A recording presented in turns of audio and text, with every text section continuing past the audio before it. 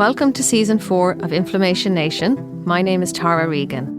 Inflammation Nation is a podcast from Arthritis Ireland aimed at increasing awareness and understanding of arthritis and related conditions.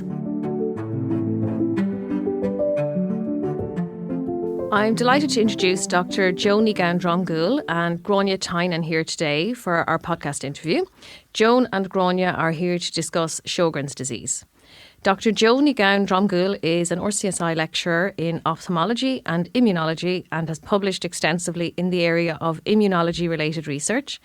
Dr Ní Gabhann currently focuses on identifying novel regulators of inflammatory responses, particularly in the field of autoimmunity, graft versus host disease and dry eye disease. It is hoped that these investigations will lead to novel treatments for the management of Sjøgrens disease. Gráinne works as a patient researcher in RCSI and is a senior occupational therapist. Following her own diagnosis with Sjøgrens disease, Gráinne co-founded Sjøgrens Ireland to meet a need for advocacy, education and community for Irish patients. She has a special interest in chronic disease management, mental health and care of the older person. Joan and Gráinne, I'm so pleased to have you both here today. Thanks for taking time out to join us to talk about this important topic. And maybe I'll start with you, Joan, first. If you could maybe tell us a little bit just about your own background and how you became involved in the science space and what, your interests were, even when you were in school, for example. I think people are always intrigued to know a little bit more about how people ended up in this field. I think I was always destined to end up in science or research, something that asked a lot of questions. I think my poor mother was mitered as a child. I was always, why? But why? Like, so why is the sky blue? But how do you know it's really blue? And how do you know that's not really pink and somebody told you, it's blue, but it isn't? And God help, but she did actually answer me and give me the answers to stuff, but I always wanted to know why.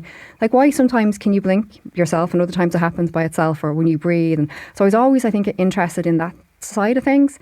And then when I was in school, in Loretto and Crumlin, we had a nun actually for biology, and I was fascinated because she did an undergraduate science degree and she was talking to us about her experiments, and that just, I think for me, that just blew my mind. She was showing us her gels and I was just like, wow, that's fantastic.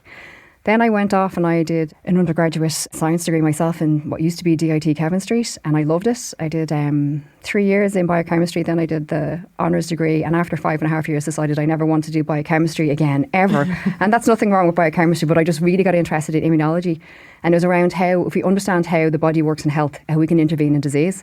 And that sort of sparked me to go on off and do a PhD, and I went off and did more sort of research looking at how cells of the immune system worked.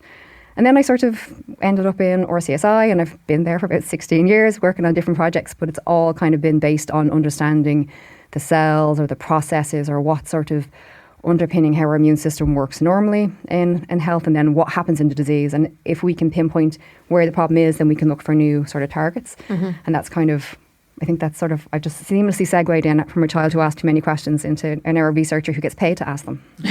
So the inquisitiveness was there from the get-go. Okay, that's great.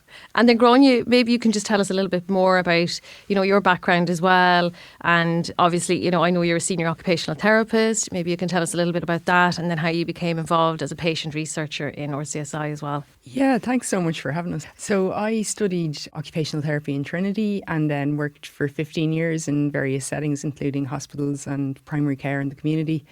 I really loved that work. And then, unfortunately, when I got sick, then I wasn't able to continue doing that. But I really have this need to try and help people and, improve healthcare. So I helped co-found Sjøgrens Ireland Group. And that's been really worthwhile. And we've done a lot of work with Joan in RCSI and also Michelle Flood in doing Sjögren's research and making it kind of more, I guess, patient-focused and informed by patient and public involvement. And we've won several awards for that, and it's been great. Yeah, it's fantastic. Yeah. Great. Thanks for that overview. And I suppose we'll get to the topic in hand, which is Sjögren's disease. And it's not a particularly well-known subject matter. And I think there's a lot of confusion about it. So maybe, Joan, we'll start with, you can tell us what Sjögren's disease is, what the symptoms are, and who's generally affected by it. So it's kind of a long answer because it's a kind of a complex topic. Sure. And as you said, there's sort of a lot of misconceptions and sort of lack of awareness around it. So Sjøgrens is a chronic autoimmune disease and it can affect nearly 1 in 200 people. But I think despite being as sort of prevalent as Crohn's disease or ulcerative sort of colitis, many people in the healthcare professionals think it's rare and that it's not serious. So people living with Sjögrens are often commonly experience challenging diagnostic delays. There's limited treatment options. There are chronic symptoms, and up until nearly 2022, there was no support group or advocacy group for Sjögrens patients. So there was nowhere in Ireland to kind of get support and in a community sense. Essentially what happens in Sjögrens is our body's immune system, which normally provides us protection from infection, now starts to attack parts of the body, particularly specialised glands called exocrine glands that produce substances that go over the surface of our body to help with sort of lubrication. So if you think for the eye, producing tears to help with blinking. For the mouth, it's saliva, so to help kind of swallow and chew foods. In the lungs, then it's mucus secretions. In the milk then, or if it's in your breast, then it's sort of milk secretions. So what basically happens is in Sjögrens, there's a breakdown in our communication. Our immune system starts to go to those glands in high numbers, starts to think of them as a threat, starts to produce all of these molecules that drive inflammation. It causes a lot of inflammation, fibrosis and destruction of those glands. So if they're not working anymore, we're not going to have any of the fluids or secretions. So you can imagine it's going to be dry eyes, dry mouth, problems anywhere along the body where there's a gland that produces a secretion. So you can have problems in your kidneys, in your lungs. So it can affect almost any part of the body. For those then that are living with Sjögrens, the dryness, because it sort of sounds dry eyes doesn't really sound that bad, No, but yeah, there's a range. So it can go from kind of mild irritation like sandpaper to almost people have problems with their corneal surface and they ultimately may need a transplant then for the ocular surface. Dry mouth again doesn't sound that bad, but if you don't have enough saliva, you'll have problems eating, swallowing, talking, and actually you lead yourself open to a lot of dental infections and or losing a lot of teeth. So that can be quite debilitating in and of itself. So we're getting into so traditionally, Sjögrens has been thought to be a disease that affects women of, between the ages of 40 and 50, and that it does actually affect women at 9 times more than it does men. But we know from our research and actually from the literature out there that it can affect anybody at any age. Okay. So from our own research has shown that women as young as 18 have reported symptoms of Sjögrens, and actually Deirdre Collins, co-founder of Sjøgrens Ireland, she had it from very early in childhood, but it took her 23 years to get a diagnosis. So there are some common misconceptions. So generally, people think it's older women, maybe in the menopausal age, but we know it can happen to sort of younger people, and it can be any part of the body. So most people mistakenly think it's just dry eyes, dry mouth and fatigue. There are a whole host of other symptoms, and these are called extraglandular or systemic symptoms, and any part of the body can be affected. So you can have like fatigue, rashes, neurological problems in almost any part of the body. And this is sort of not really appreciated, or it's underrepresented. So these typically are called like some more systemic complications from the disease rather than being at the localised in the glands. Then I think one of the other things that tends to happen is we found out actually when we were doing our first webinar together is around terminology. So Sjögrens has been traditionally divided into both primary and secondary, and we do love we love boxes in science and in clinics. We just love putting people in boxes, nice little divisions. But it isn't like that. Like it is very varied. But the reason they were saying primary is if the disease, that's let's say the sole disease that you have, versus if Sjögrens is secondary to maybe rheumatoid arthritis or lupus. But that sort of has connotations of hierarchy, and there's been a sort of a trend to move away from that. Okay. And as you mentioned at the start, Sjögren's disease. Typically, it's been referred to as Sjögren's syndrome. Yeah. And again, there's been an international movement, and that's been great. Actually, it's been driven by patients and researchers and healthcare providers to move away from calling it Sjögren's syndrome, which has connotations of a nuisance symptoms, and it's not, rather than calling it disease, which is a condition in and of its own right. So I think what's sort of driven a lot of the misconceptions around Sjögren's is the diagnostic criteria used for clinical trials. And we've spoken about this ourselves as researchers, that the diagnostic tools are great to get uniform people to come to a study, and then you can have this sort of uniform response.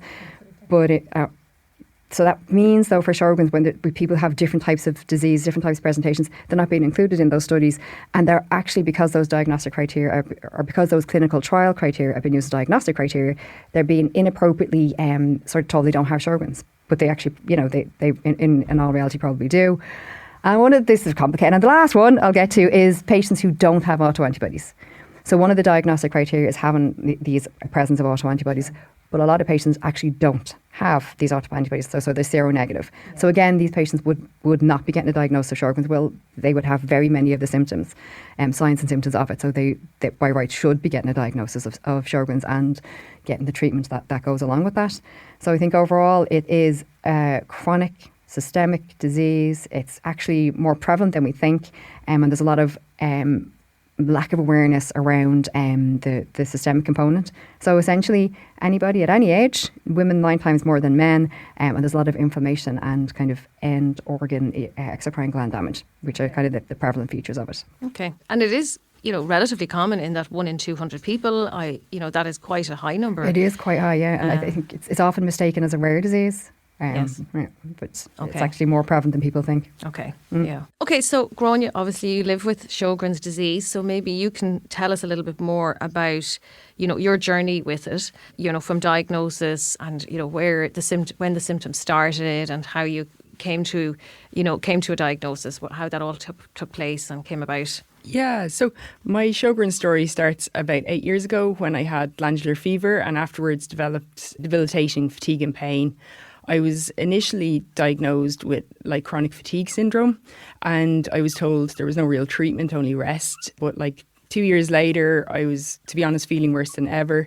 I was trying to work part-time, but spending most of the rest of my time in bed with fatigue, muscle pain, facial pain, headaches, digestive issues, lightheadedness, all sorts of awful symptoms. And because of these debilitating symptoms, I was really struggling to work as an OT, and I was no longer really able to do things like exercise or meet friends or really do much outside of the house. I really missed my old life, so I decided to get further testing and went to many different consultants, and one of them told me that I had the antibodies for Sjøgrens. And I had worked for 15 years as an occupational therapist, and I turned around to him and I said, "What's Sjøgrens?" So it just shows how under-recognised this diagnosis is. So he referred me to a rheumatologist, but unfortunately that rheumatologist said I didn't have Sjøgrens because I didn't have dry eyes and dry mouth. A year later, then I was on Twitter, and a doctor I was following said that he was worried that there might be lots of people out there misdiagnosed with chronic fatigue syndrome or fibromyalgia who actually have Sjøgrens, but because the symptoms of Sjøgrens can be so poorly understood by healthcare professionals, those people are kind of missing out on a diagnosis, and as a result they're missing out on treatment. So I went back to my GP and I said, look, I'd really like to see a different rheumatologist, and he went on to diagnose me with Sjøgrens. And I suppose the difference was that he asked me different questions. He asked me, did I have gritty, irritated eyes, which I do? Could you eat a cracker without having a drink? And there's no way I could do that. So there are actually early signs of Sjøgren's dryness. There's a very good rheumatologist, Dr. Donald Thomas in America, and he said that 50% of the gland could be destroyed before you even realise you've dryness symptoms. So it can actually, the disease can be quite far progressed in the glands, and you don't have symptoms yet. So it's really important the questions doctors ask, and that comes down to training really, and I'd love to see a lot more training for doctors around how to assess for this disease, because it is quite challenging, to be fair to them. And later then that I got an ultrasound of my salivary glands, and that showed that there was damage. So, and other people go on to get lip biopsies and different things that can show that there is damage to these glands, and that kind of firmly confirms the diagnosis then. And I was put on Plaquenil, hydroxychloroquine, which took about 6 months to work. But over time, I noticed that I was having less pain and fatigue, which was brilliant. And but despite all these improvements, I wasn't able to go back to my job as an occupational therapist because it's a very demanding job, and physically and mentally. But over time, I have continued to improve with different treatments, and I'm probably back to about, I'd say, 60 or 70% of my previous function. And now I'm able to work part-time, and I work from home usually, which is great because it saves the drain of a commute, and I usually work from bed, to be honest, and that kind of preserves my energy better. As Joan said, a lot of people have a very difficult path to diagnosis. This is really common in Sjøgrens, and we did a survey together a few years ago, and we asked like what was the time from your first symptoms to diagnosis, and we were kind of shocked by the results, to be honest, because about 27% of respondents said it took over 10 years. Such a long time. Isn't it? Imagine like for those 10 years feeling like you're going crazy, nobody can see what your problem is.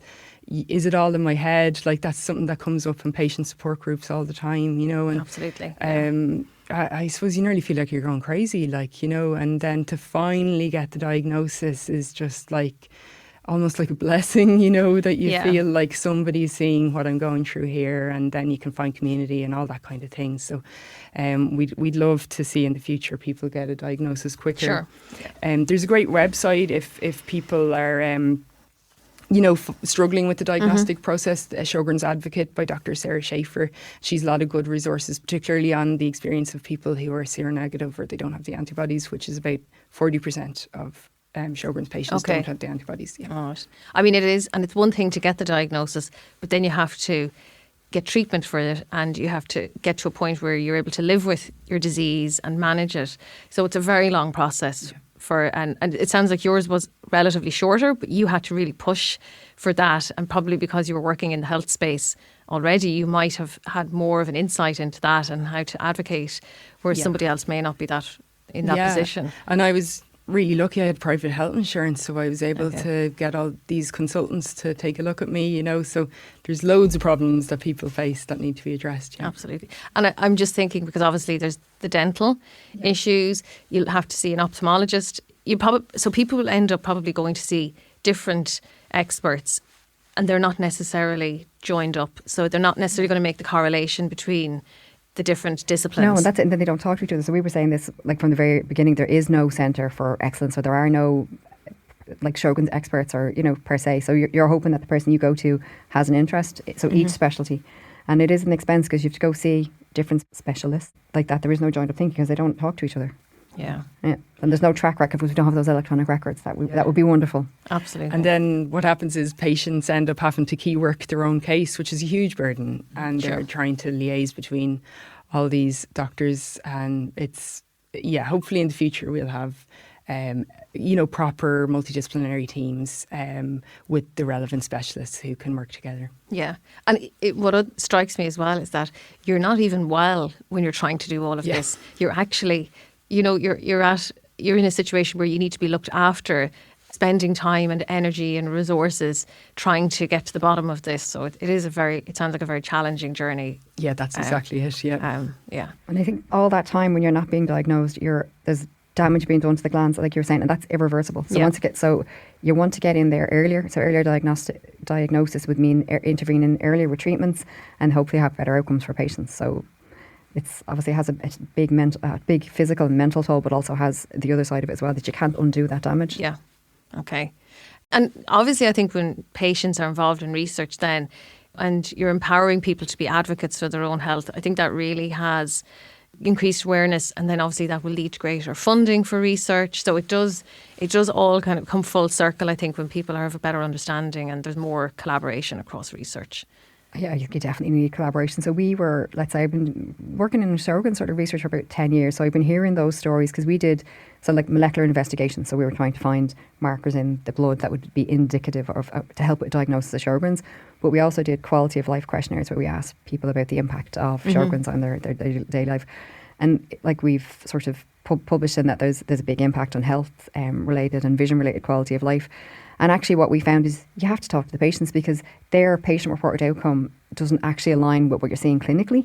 Okay. So even our research, even before we start working with the patients like directly, that sort of said you need to talk to patients. And Professor Apkak, who is in the States, she has another one, basically a paper that's like ask the patients. So if you want to find out what's going on so ask them. And a lot of the times what patients say aligns better with what's going on in their bodies systemically than any of the markers or any of the questionnaires that you can do.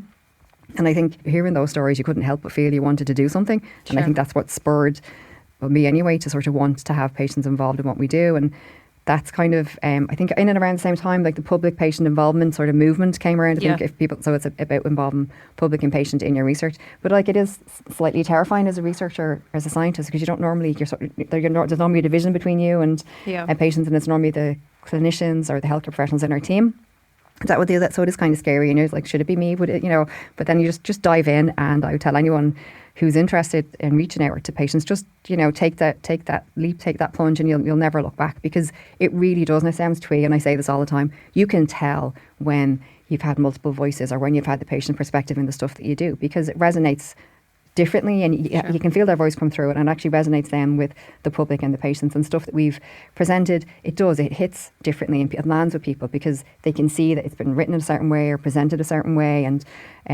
it's really important. So in terms of public patient involvement, it's instead of having work with you or about you, you're actually involved in driving the questions. And Gráinne and Deirdre and Sjøgrens Ireland have been actively involved in designing studies that we do, working out, like, so is it a really important question? Do I just want to know because it's nice to know, or is it something that is really important? Because we're going to be asking people, as you say, who have high disease burden, who are fatigued, to fill in a questionnaire or do something. So it has to be really important. And we're sort of really lucky that the guys have a Facebook group, and so they can ask the community, the Sjøgrens community, different things, and then we can sort of host events that sort of meet the needs or the priority areas.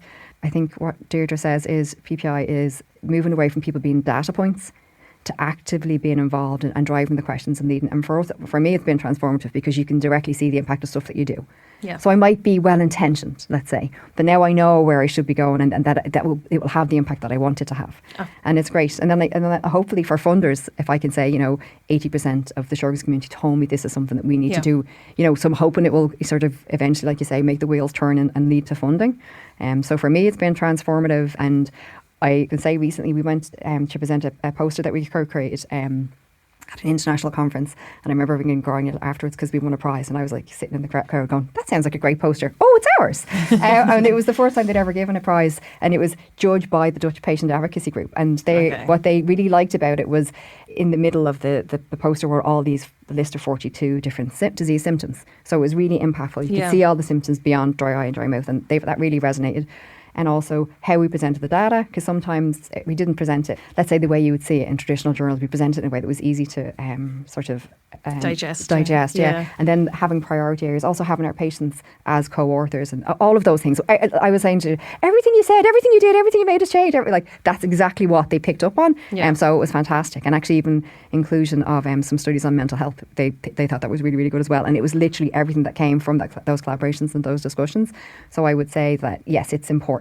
It's integral to kind of what we're doing now, and it will drive and shape your research questions, as it should. Yeah. We have a say, it's nothing about you without you. And I think it really speaks to that, doesn't it? Yeah. And obviously it makes for richer research, and, hopefully moves things along in terms of diagnostics as well, which is probably where you want to go, and treatments. I'm just thinking about people who are possibly going to listen to this, and, they might be sitting there thinking, is this something that I might have? What advice would you have for someone who thinks they may have symptoms, and then for someone who's maybe just been diagnosed as well? Yeah, I would say if you think you have symptoms, go to your dentist, go to your optician, get objective measurements of, are your eyes dry in mouth? Mm-hmm. Then go to your GP and say, this is what those other specialists are saying. Okay. Then get a referral to a rheumatologist, and go, and before your rheumatology appointment, do up a list of all your symptoms. Go and read a few websites on Sjøgrens, get yourself really informed, so that when you go into that meeting, you can have a really informed conversation about what's going on. Because unfortunately, as a patient with a disease like this that's not very well understood, you have to empower yourself, you have to inform yourself, because unfortunately, a lot of people don't have that information that you might expect from a healthcare professional. Okay. So you have to bring the information to them almost. Unfortunately, which is so unfair on patients who have already so much else going on. Absolutely. And then I'd say when you are diagnosed, the first thing I'd say is you're not alone. And I think it can be a very lonely place before that. You feel like you're in this diagnostic wilderness, and will you ever get out of it? But no, there's other people in a similar situation who know what you're going through. And I think it's really important to connect with other people, be it online or in person. Groups like our Arthritis Ireland are brilliant. Sjøgrens Ireland, we have a support group, and I think they're really valuable. And also, it's important to note that often the start is the hardest part. Okay. Once you get going, like you're on a steep learning curve, but once you get going, then you'll get better at managing your symptoms. You'll find products that work for you, and lifestyle changes and different medications, and things do get easier as you go along. You need to educate yourself by looking at reputable sources. I would really recommend the Sjøgrens Foundation in America. Their website is excellent. Sjøgrens Europe have brilliant videos on YouTube. There's one, if you were just going to watch one video, I'd say watch Dr. Elizabeth Price's video looking after yourself on YouTube, and that's under the Sjøgrens UK channel. And I wish every healthcare professional in Ireland could watch that video, because it's 1 hour and it basically tells you everything you need to know. It's very practical. She talks about a lot of products and how to actually live with this disease and manage it. So that's brilliant. And I suppose I might as well put in a plug for our own website, Sjøgrens Research Ireland, that Joan and our group Sjøgrens Ireland developed together. And it's got loads of good stuff, including a really good booklet that we've gotten brilliant feedback on. People love it. And that can be downloaded, and you can share that with your family and friends. And it's like really nicely laid out and colourful, and it's really got great information in it. And it's got links to all our webinars that we've done before as well. Fantastic. Yeah. And I think it's really important, like then leading on from that, to educate your family and friends and your colleagues and basically anyone you know about Sjøgrens, because people just don't know about it and they don't realise how serious it is and how impactful it is. And I think that it's only by discussing it openly that you'll get the support you need, because people don't know. Also, the more we talk about it, the easier it will be for future patients, because that's how awareness is raised. And I think we mentioned it earlier, but to advocate for yourself is just key. Ask your doctor about different tests and treatments. Ask for referrals to other specialists. And really, I think crucially for me anyway, was getting referrals to allied health professionals, people like physios, occupational therapists, speech therapists, dietitians. All these people have so much knowledge, but I don't understand why, but doctors don't seem to think to refer Sjøgrens patients to these specialists. I certainly never got a referral for a Sjøgrens patient in all my years working. I spoke to loads of my friends in OT. They've never gotten it. Like, it's just not happening, and I don't really know why, because OTs are experts in things like fatigue management, joint protection, you know, how to adapt your home if you've got like arthritis. So these are really relevant things for Sjøgrens patients, and I don't know why it's not happening. The multidisciplinary precisely approach. Yeah, that's exactly it. Yeah. And I think be clear with your doctor about what effect your symptoms are actually having on your day-to-day. So patients sometimes go in and they say vague things like, I've got a lot of pain or I've got a lot of fatigue. And that literally could mean anything, in fairness to the doctors, you know. So I would recommend people get really specific. So for example, instead of saying my mouth is very dry, say my mouth is so dry that I can only eat soft food and I've lost my sense of taste. Or my eyes are so dry that I can't use a screen anymore and I might lose my job. Or my pain is so bad that I often can't climb the stairs. So that paints a really clear picture of the impact on the person's life. And I would encourage people to be proactive about your own care. Like, don't wait for someone else to take control of your case, because unfortunately, most likely nobody will. So you need to do that yourself. So go really regularly to the dentist and be like meticulous about how you wash your teeth and floss your teeth and all that kind of thing. Ask your GP or your rheumatologist for annual checkups to screen for systemic complications, and that can be done easily, like with blood and urine tests. And if you're on Plaquenil or hydroxychloroquine, I'd really recommend you go for an annual OCT scan and field of vision test, and that can be done with most actual local opticians, you know, so that's quite easy to do.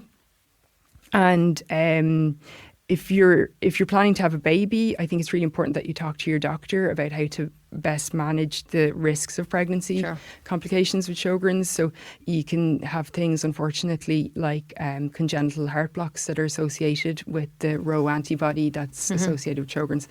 And there is help there. Like, it's been shown that if people are on things like Plaquenil, those risks are way reduced. So there's things people can do. So it's about planning. Making sure. Exactly. Actually, Arthritis Ireland have a brilliant video by the late Doug Veal. Yeah. That's really worth watching. Yeah, would really absolutely recommend that.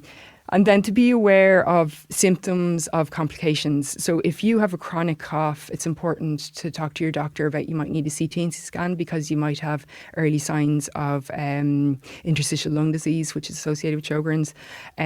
Things like swollen glands, night sweats, fever, weight loss. Unfortunately, these can be signs of lymphoma, and that can be associated with Sjøgrens, albeit in rare cases, but it is a noted phenomenon.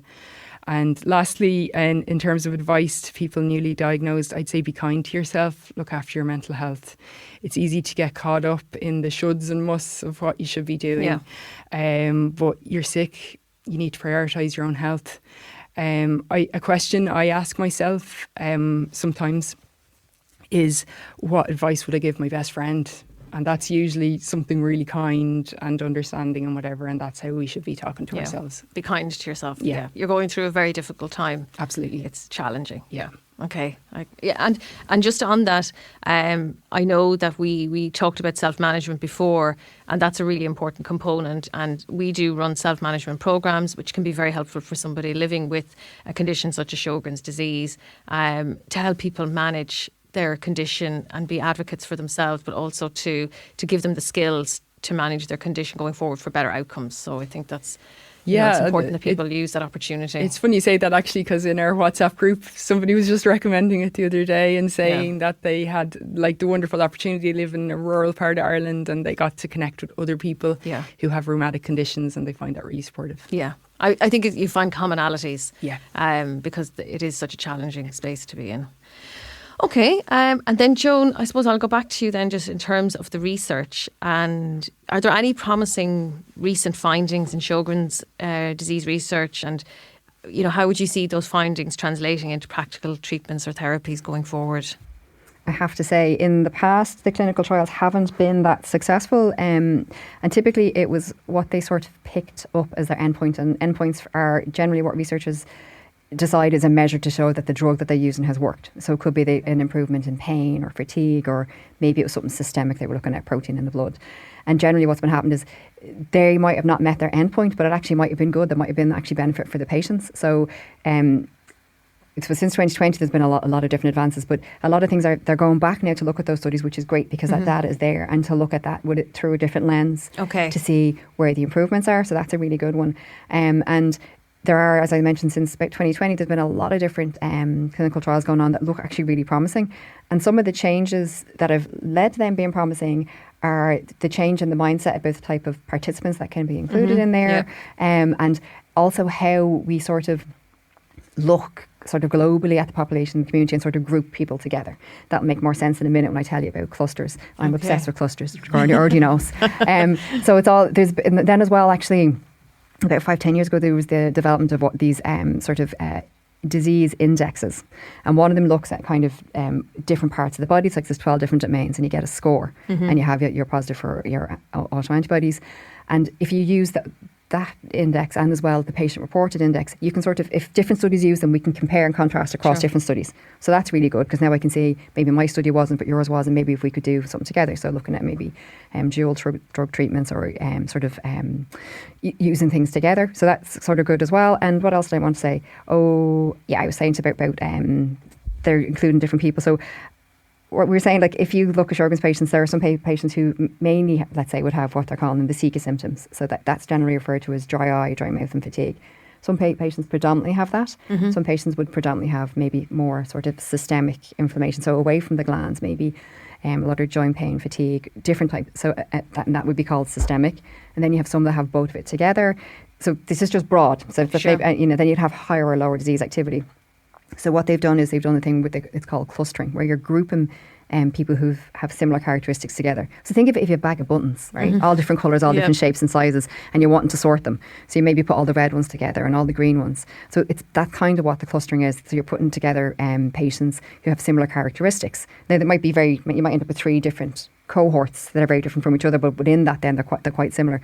So it's sort of opening it up sort of wider so we can include more patients. So it means, because patients with systemic disease were often excluded before, and seronegative patients were often excluded. So they've all now been included. So I think they are really, really good advancements in the area. And the last thing before I get into the actual promising drugs is, one of the really good things is there's a lot of groups looking at new endpoints for clinical trials. So there's one called the CRESS, so it's a composite of relevant endpoints for Sjøgrens, and one called the STAR. And again, they're all looking at trying to find what kind of broader, more relevant outcomes and biomarkers, because that's the thing. So if I set up a study and I think, no, it's good if there's an improvement from, 5 to 10, but the patients might tell me actually my pain was better, or, my dryness was better, but that's not what they were looking at. They were very blinkered in looking at their own endpoint.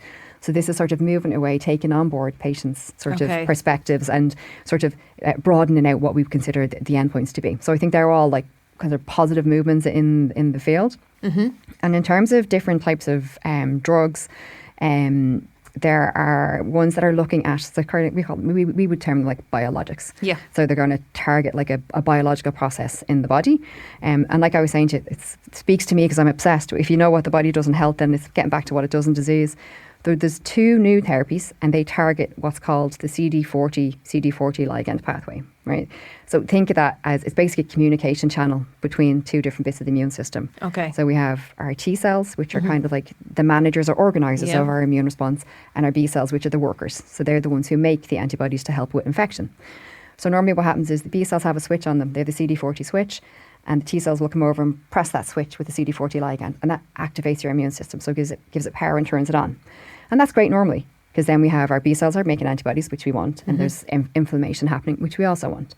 But what happens in Sjøgrens, this gets overactivated, and we start producing antibodies against ourselves. We start, as I was saying, we have all that damage in the glands, and we have all that destruction and autoantibody production. So the theory is here, if you can block that interaction between the switch and the T cell flicking the switch, so if you can block the CD40 and CD40 ligand interaction, you can dampen down or calm down the immune response, so stop the production of those reactive antibodies and sort of reduce inflammation, stop the body attacking itself. And so there's new drugs which are really hard to pronounce, but I'm going to give it a go. So there's some new drugs in clinical trials that are basically on that premise. So the first one is called iscalimab. So generally anything with a mab at the end is an antibody type drug. So this one is blocking, it's against the CD40 on the B cells. And the clinical trial, it's called the TWINS clinical trial.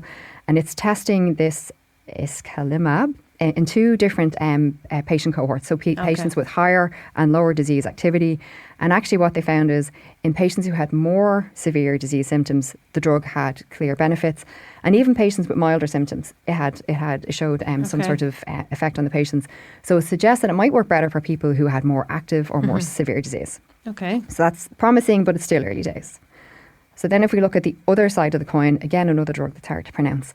So this is looking at blocking the CD40 from the perspective of the CD40 ligand from the perspective of the T cells. Okay. So this is called dazodalibep.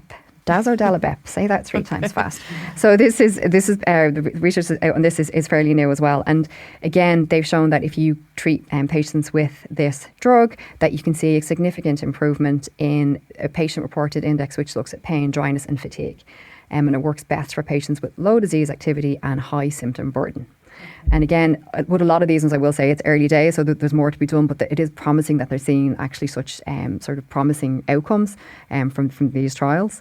Another one actually that's really interesting is they're looking at the effectiveness of 2 different treatment combinations.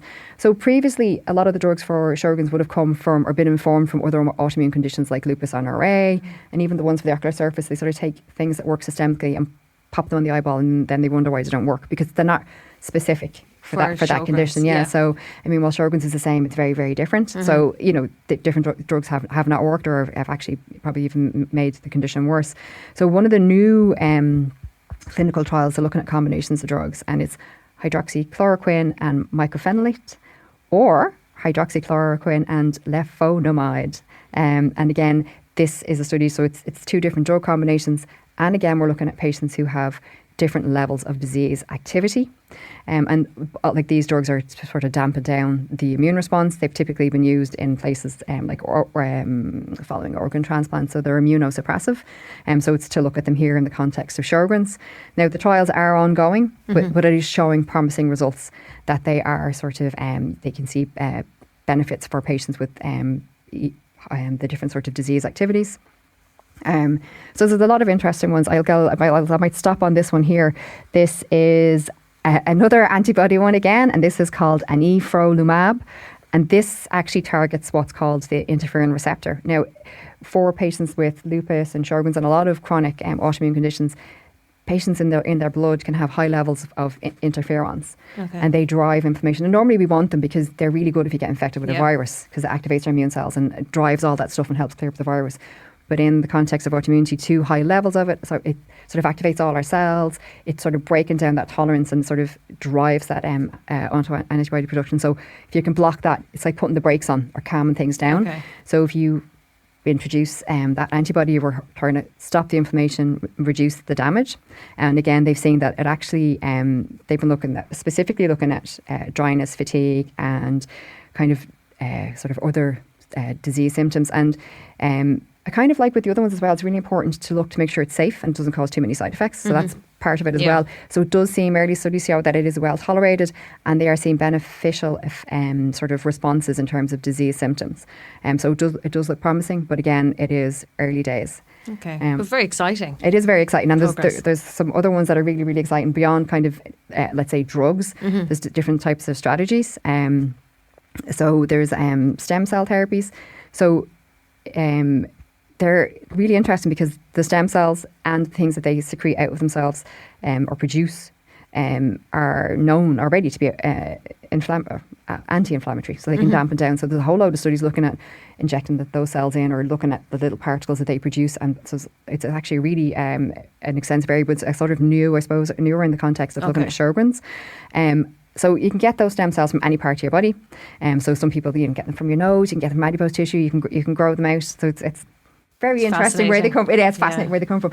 But what's really interesting in terms of Sjøgrens is early clinical trials have shown that if you inject them into the salivary glands of patients, it can improve salivary gland production and decrease inflammation.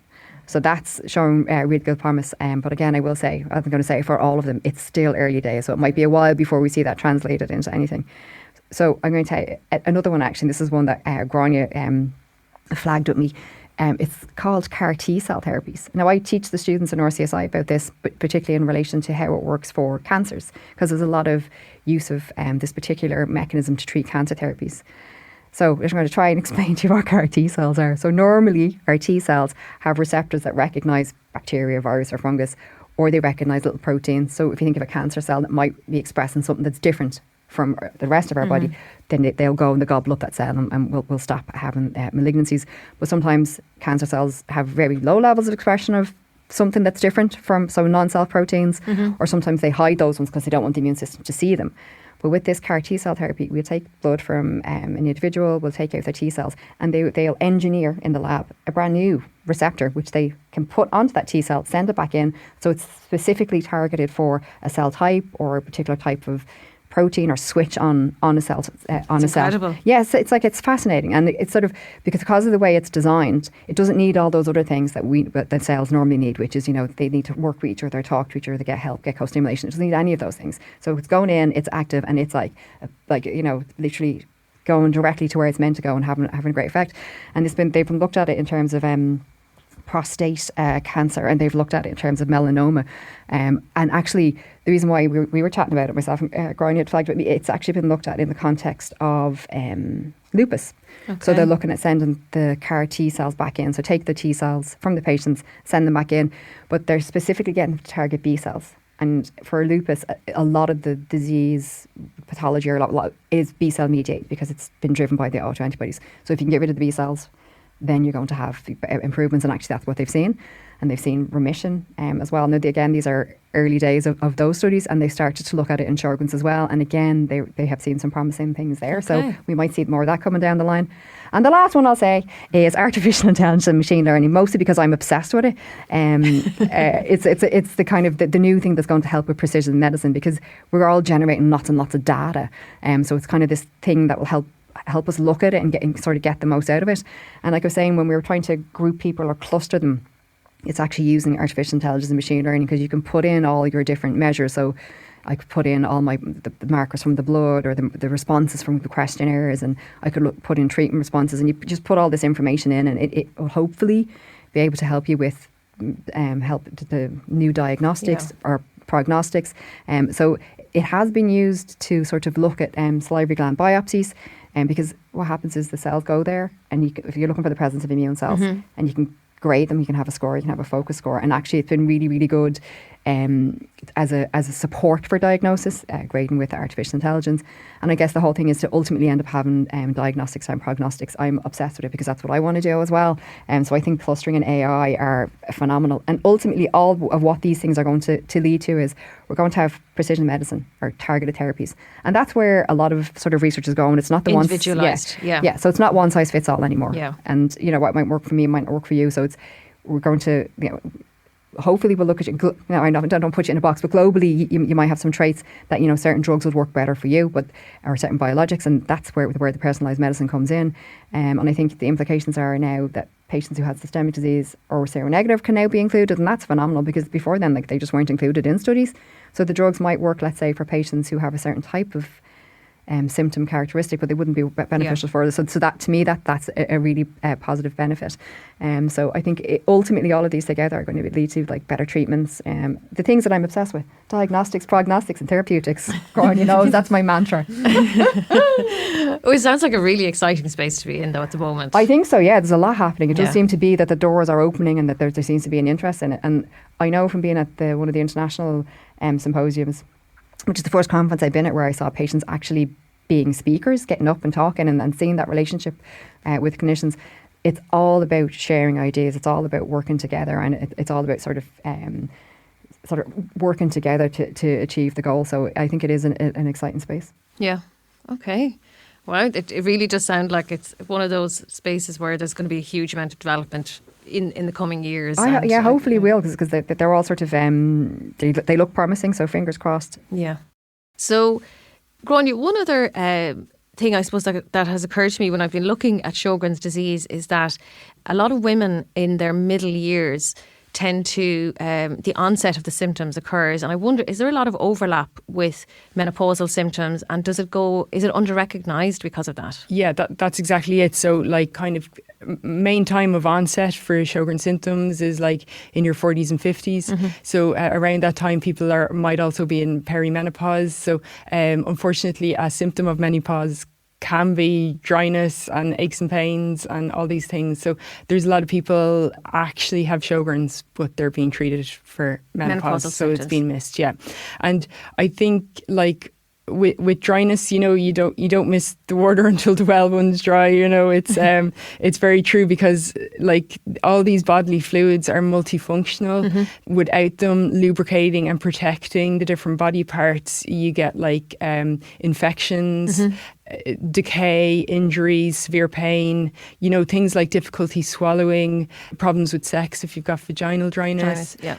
A reduced sense of taste. And I know of Sjøgrens patients in their 40s who have lost most of their teeth. It can be absolutely devastating, and are now wearing dentures or looking at getting really expensive implants. And there's very little support from the HSE for these kind of dental implications, and that cost goes directly onto the patient, which is totally unfair. Mm-hmm. When it's been caused by a medical condition. And this is also a problem in things like mouth cancers. I think really the HSE needs to do more to support dental care for people with medical complications.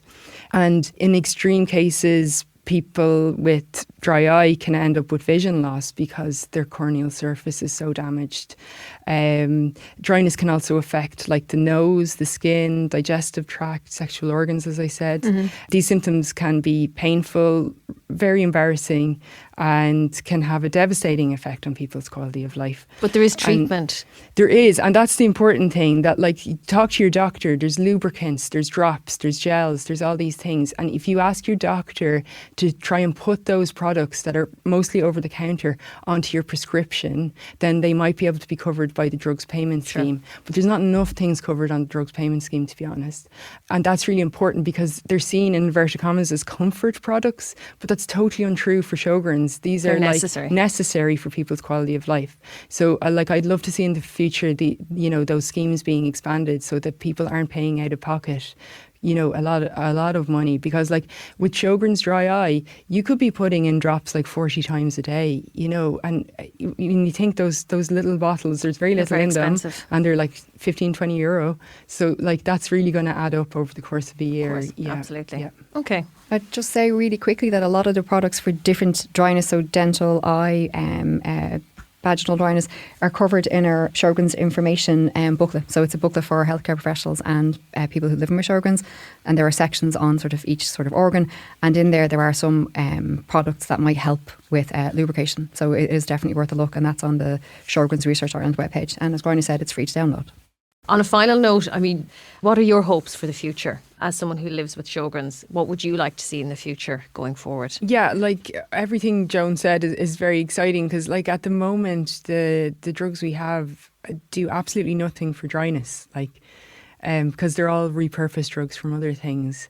And also like, and this is a problem for any rheumatic condition, as I understand it, that like, your doctor will start you on one drug and think like this might work, but we won't know for 6 months. Yeah. And then 6 months comes around, nothing's happened. They're like, okay, we'll take you off that now. We'll try another one. Yeah. And then it's another 6 months. Before you know where you are, 2 or 3 years have come by and you still haven't found a drug that works for you. Yeah. So that idea of precision medicine is very exciting. And I'd really love to see better education and awareness. I think that's kind of an exciting area, because that's so easily fixable. I think like, Sjøgrens care in Ireland could be better in a year's time if we just had better education for healthcare professionals. And I would say to any healthcare professionals who are listening, please learn how to spell and pronounce Sjøgrens if you don't already know it, because it's actually really upsetting as a patient if your doctor turns around to you and says, how do you spell that? Like, it just really very frustrating, but it also makes you think like, can I trust this person if they know that little about the condition I have? I think like working together is collaboration is just the key to all of this. Everyone needs to listen to each other more, patients, doctors, healthcare professionals, scientists, and I think we'll go much further together. Okay, great. Thank you so much for joining us today. I feel like I've learned so much in that short space of time, and I really appreciate you both giving your time to come and talk to us today. Joan and Gráinne, thanks again. Thank you very much. Thanks so much. Thank you. That's all from this episode of Inflammation Nation. Don't forget to subscribe on Apple Podcasts, Spotify, or as they always say, wherever you get your podcasts. For further information about arthritis, you can visit our website, arthritisireland.ie, or contact our helpline on 0818 252 846. See you next time.